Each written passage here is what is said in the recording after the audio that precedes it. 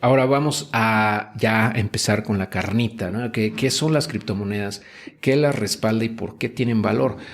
¿Por qué, y por qué es esto? Bueno, porque la mayoría de las veces que la gente comienza a ver este tema o platicamos con gente que no está involucrada o que no está empapada de esto, tiende a pensar, y las primeras palabras que emanan de su boca pues es que nada la respalda, es que no tiene ningún soporte, no hay nada que esté detrás de ellas que esté, digamos, de alguna manera relacionada con su valor, y por ende pues, se pueden ir a cero en cualquier momento, y entonces no tienen valor, es meramente especulativo. Eso es lo que normalmente la gente dice y piensa. Entonces aquí vamos a platicar un poco al respecto, que si bien es cierto, sí hay muchísima especulación, sí también hay mucha basura en este ecosistema, la realidad es que tienen valor y hay un respaldo, aunque no de la manera en la que estamos acostumbrados a verlo. Pero antes de todo eso, nada más quisiera tocar el tema de qué es el dinero, porque es de entrada ahí empieza todo.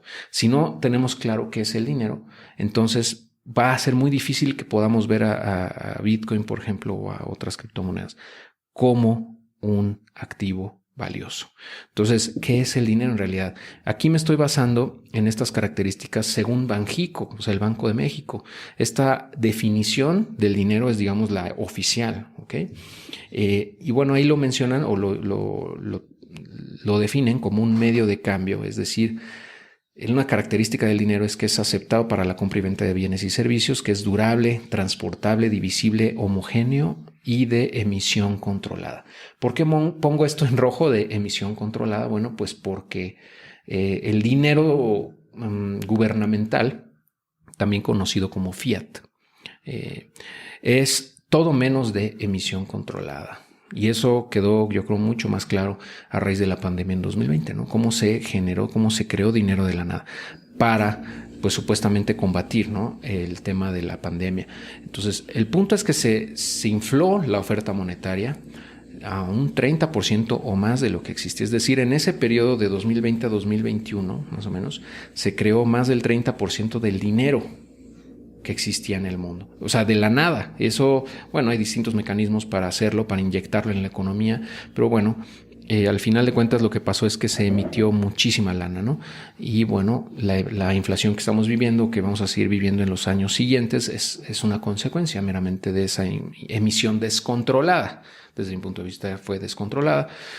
Entonces, por eso yo lo pongo en rojo, porque el dinero gubernamental no es de emisión controlada. Entre comillas está controlada, pero la realidad es que ese control está en manos de unas cuantas personas que deciden de manera arbitraria cuánto dinero se tiene que generar. Y eso, pues para mí es sumamente peligroso, porque ya vimos las consecuencias y las hemos visto durante los últimos 100 años, ¿no?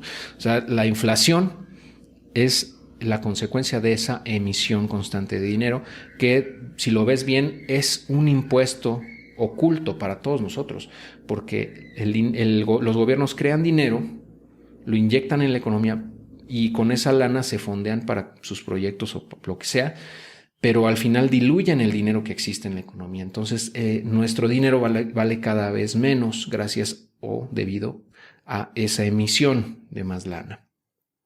Entonces, de alguna manera es como un impuesto, es porque nos reducen el poder adquisitivo de manera persistente y constante. Y eso es sumamente, desde mi punto de vista, no nada más trágico, sino también pues muy vil, ¿no? Porque están quitándole poder adquisitivo a la gente de manera simulada. O sea, es algo que la gente no percibe porque es gradual, es constante, pero gradual. Entonces no lo ve, no lo siente. Bueno, otra característica del dinero según Banjico es unidad de cuenta. Es porque esto que quiere decir que permite fijar precios y documentar deudas. O sea que sirve para hacer transacciones, ¿no? Para poder determinar pues el precio de la venta y de los productos y cuánto le debe una persona a otra o una institución a otra, etcétera. El depósito de valor, y aquí también es otro red flag que pongo aquí, es otra característica según Banjico del dinero y dice que permite transferir la capacidad para comprar bienes y servicios a lo largo del tiempo. Y bueno, el dinero gubernamental es todo menos eso, porque como ya lo mencionamos, la inflación se va comiendo el poder adquisitivo del dinero a través del tiempo, entonces no permite transferir esa capacidad de comprar bienes y servicios a lo largo del tiempo porque se va devaluando. Entonces, el punto es que hoy 100 pesos no van a valer lo mismo que en un año, porque te va a alcanzar para menos cosas, ¿no? Es el mismo billete, nominalmente es lo mismo, son 100 pesos, pero ya no te alcanza para lo mismo. Y bueno, todos entendemos, creo eso, todos lo vemos, todos lo sentimos en la bolsa, y es por eso que desde mi punto de vista el dinero gubernamental falla en esas cuestiones. Pero bueno, al final de cuentas esa es la misma definición, la definición misma de Banjico, ¿ok? Nada más para que veas esas contradicciones, ¿no? Ahora voy a platicarte un poco del dinero de acuerdo a otras personas, a otros pensadores o a otros autores y con las cuales yo pues coincido totalmente, ¿ok? Bueno, la primera definición que te voy a compartir es de Karl Menger, que es el padre de la economía, de la corriente económica austriaca, que tiene, pues no es tan conocida, desgraciadamente, porque está en contra de la corriente keynesiana, que es la que ha imperado en las últimas décadas. Pero bueno, Karl Menger, economista, nos dice que el dinero no es un invento del Estado. O sea, contrario a lo que pareciera, que tenemos un billete que lo emite un gobierno y ese debería ser el dinero según nos han educado. El dinero no es como tal un invento del Estado. No es tampoco el producto de acciones legislativas, o sea, de los políticos. Tampoco necesita la supervisión de la autoridad para su existencia. Y en la historia se ha podido comprobar que algunos bienes se han convertido en dinero de manera natural como el resultado de las relaciones económicas que eran totalmente independientes al poder del Estado. Es decir, aquí lo que entiendo y que quiero transmitirte es que el dinero no es un invento de la autoridad o del Estado, no lo necesita. Es algo que el ser humano ha utilizado de manera natural desde que tenemos memoria como especie. Es algo que forma parte de nuestra naturaleza, ¿ok? Ahora, otra definición que me gusta también es de Yuval Noah Harari, un autor muy, muy bueno, recomendable ampliamente, autor de Sapiens, también autor de Homo Deus y también de Animales a Dioses. Son libros muy recomendables. Bueno, él nos dice que el dinero no son monedas y billetes, ¿ok? O sea, no es lo que lo que el gobierno nos dice que es el dinero. Esta moneda y este billete es dinero, ¿ok? No es eso en realidad, sino que el dinero es cualquier cosa que la gente está dispuesta a usar para representar el valor de otras cosas con el propósito de intercambiar bienes y servicios, ¿ok? Entonces no es, como decía Karl Menger, no es un invento del Estado ni lo necesita para existir. Y Yuval Noah Harari también nos dice que no son monedas y billetes, sino que puede ser cualquier cosa que la gente esté dispuesta a intercambiar, ¿ok? Y Andreas Antonopoulos, otro autor también que me gusta mucho, es uno de los, creadores de contenido y educadores del ecosistema de cripto, sobre todo en Bitcoin y en Ethereum, más prominentes, más conocidos. Y ahorita te voy a platicar un poquito más de él, pero pues es también un referente mundial, ¿no?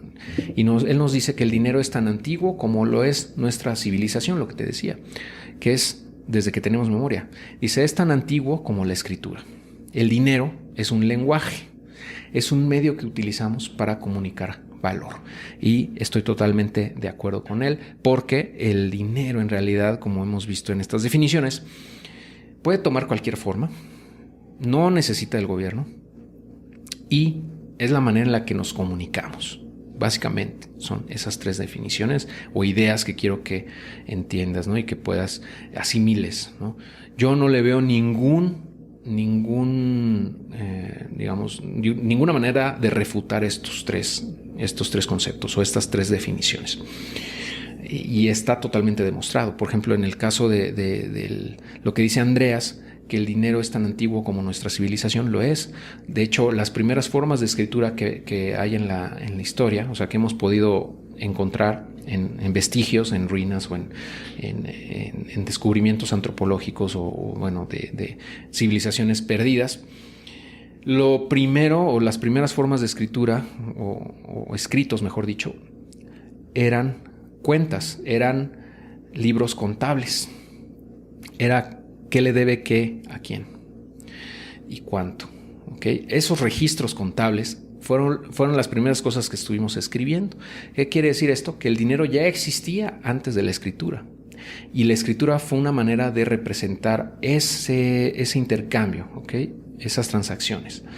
Entonces, por eso es que coincido con Andreas, ¿no? En que el dinero ya existía y existe desde que tenemos uso de razón como seres humanos.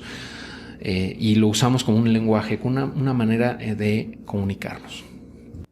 Y bueno, ahí puedes ver, por ejemplo, en la imagen, históricamente, pues intercambiábamos animales, por ejemplo, vacas. En algunas civilizaciones así ha sido, u otro tipo de animales, ¿no? También se utilizaron conchas de mar. Después ya otras cosas, ¿no? Pero bueno, después hubo un salto a monedas acuñadas, ¿no? De distintos materiales, donde al final del tiempo prevaleció el oro y la plata por sus propiedades químicas y otras características, ¿no? Después se inventó el papel moneda, que es digamos, el que nosotros conocemos, ¿no? Desde nuestra niñez, que lo seguimos utilizando hoy en día. Después vino otra innovación que fueron las tarjetas de crédito, cheques, etcétera. Pero básicamente, pues eso es lo mismo, es dinero. ¿Y por qué pongo aquí Bitcoin al final? Porque Bitcoin también es dinero. De acuerdo a todas estas definiciones que te he compartido, creo que estarás de acuerdo conmigo en que Bitcoin también puede ser considerado dinero, ¿no? Nada más que no es el dinero creado por el gobierno, no es el dinero que controla un estado o que puede determinar imprimir más de la nada, o sea, crearlo infinitamente. Es por eso que no le gusta a las autoridades o a los gobiernos, ¿no? Pero al final de cuentas es, desde mi punto de vista, una nueva forma, bueno, relativamente nueva manera, es un breakthrough, o sea, cuando se inventó fue un parteaguas en la manera en la que nosotros podemos almacenar valor. Y por eso, entre otras muchas cosas que te voy a explicar más adelante, es que Bitcoin ha tenido tanto éxito en estos años, ¿no? En todos estos años, y desde mi punto de vista lo va a seguir teniendo junto con otros activos que te voy a compartir también, porque tiene esas propiedades, ¿no? Tiene las propiedades que el Banxico nos está diciendo acá atrás, ¿no? El Banxico mismo nos dio estas definiciones de medio de cambio, nada más que actualmente todavía no es aceptado en todos lados para la compra y venta, pero tiene una emisión controlada y predecible también. También, de hecho, aunque no se acepte en todos lados, ya se está comenzando a adoptar de forma masiva en muchos países, pero bueno, más allá de eso, que es cuestión de tiempo para la adopción, cumple con todas las demás características, que es durable, transportable, divisible y homogéneo. También pues, puede servir como unidad de cuenta, pero no realmente no como tal para nuestras transacciones del día a día, ¿no? Porque los precios y todo no está determinado en otra moneda más que en la del gobierno, en donde estás tú, del país donde tú estás. Pero bueno, por otro lado también es un depósito de valor, y ahí es donde yo creo que tiene una mayor fortaleza, incluso porque permite transferir la capacidad de comprar bienes y servicios a lo largo del tiempo. Claro, hay mucha volatilidad, sí, pero si tú haces el zoom out a la gráfica y ves de dónde viene el precio, tú puedes ver que históricamente ha tenido una revalorización constante hacia arriba. ¿Va a seguir siempre así? No lo sabemos, pero todo indica que sí. Y mientras sea considerado dinero, mientras sea considerado valioso, es algo parecido a lo que le ha ocurrido al oro, ¿no? En toda su historia. ¿Por qué el oro sigue teniendo valor hoy en día, así como lo tuvo hace 5,000 años? Pues porque la gente decide que tiene valor. Entonces, mientras la gente siga pensando que Bitcoin tiene valor, lo va a seguir teniendo y va a ser una forma de dinero alterna al sistema financiero tradicional. Pero bueno, no me quiero meter mucho ahorita todavía en eso de Bitcoin, etcétera, porque ya hablaremos al respecto más adelante.